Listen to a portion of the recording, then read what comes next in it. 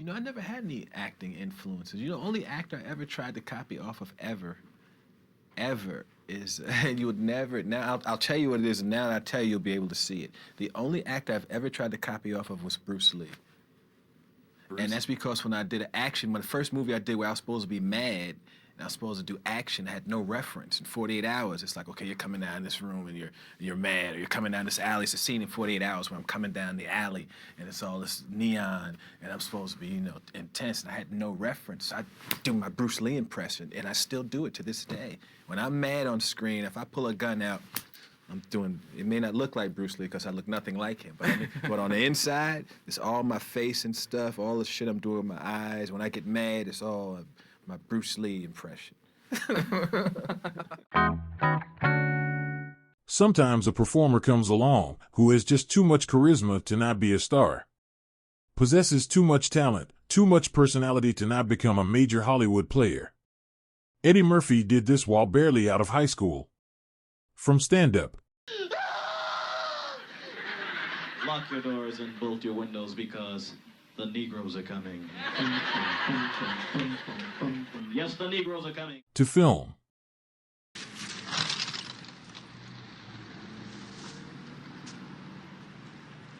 To voice acting. This is love! Eddie Murphy is without doubt one of the funniest and most successful entertainers of his or any other generation. How did he do this? Let's take a closer look.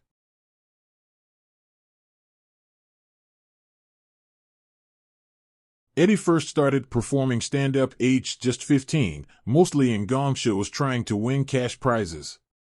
He had an incredible talent for impressions, something he learned to do at school and at home whilst watching cartoons.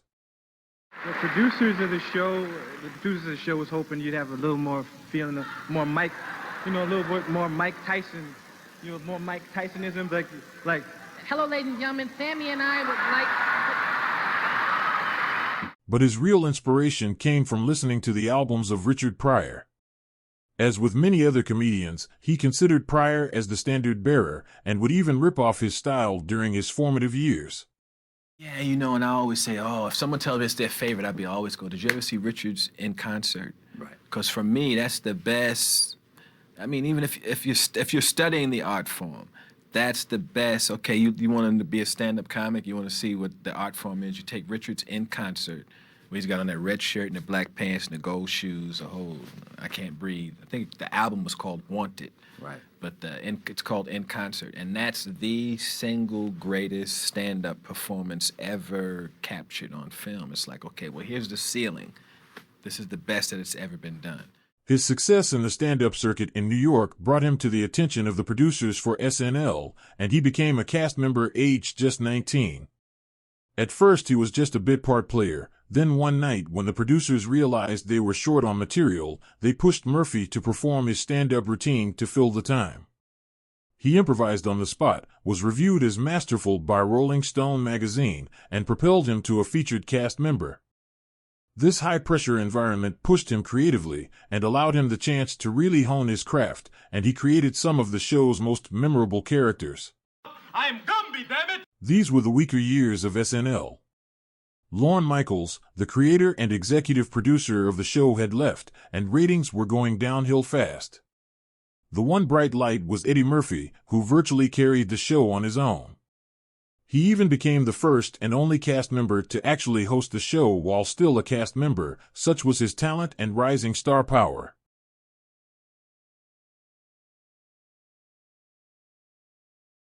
It wasn't long before Hollywood came calling.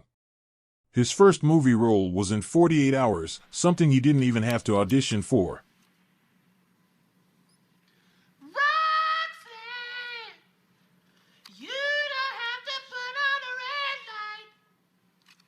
Those days are over. You don't have to sell your body to the night. In fact, throughout his entire career, he only ever had one audition, and that was for SNL. You've only ever auditioned once in your life. Well, that makes all actors nuts when they hear that. No actor wants to hear that. Yeah, you understand why, right? You mean one audition? I auditioned for SNL when I was 18, and that was my audition. But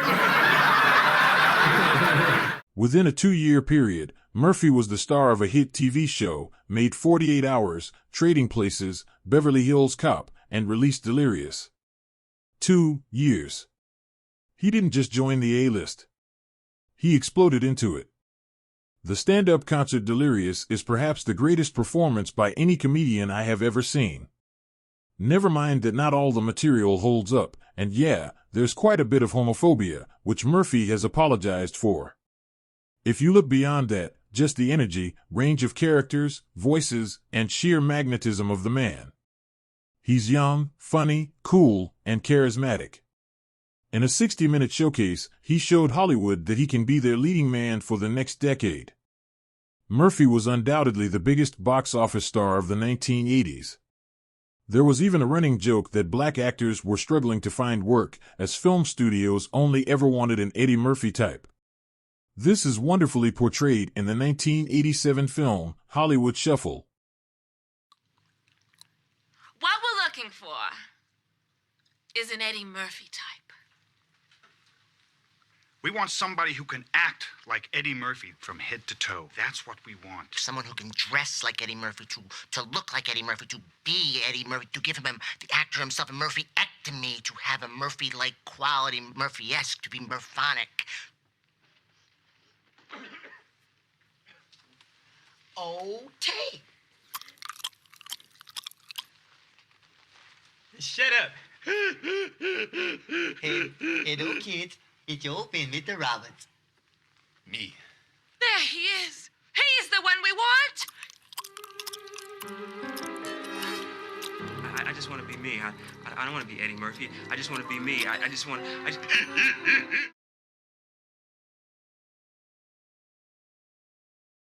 The 90s saw Murphy move towards more family-friendly comedies, most notably The Nutty Professor, which gave him the chance to emulate another one of his heroes, Peter Sellers, in playing multiple roles. His rapid-fire delivery, facials, skill for improvising, and sense of comedic timing is a talent he was simply born with. But was he becoming a victim of his own success? His movie career had turned very hit and miss, if you exclude his scene-stealing role as Donkey in the Shrek films and his dramatic turn in Dreamgirls, which finally bagged him a Golden Globe. But yeah, there have been plenty of misfires. Did he simply stop caring because he achieved so much so soon? Was he running out of steam? We all got our answer when after a near 40-year absence he made a triumphant return hosting SNL, which earned him his first Emmy. Proving if you once had it, it never goes away.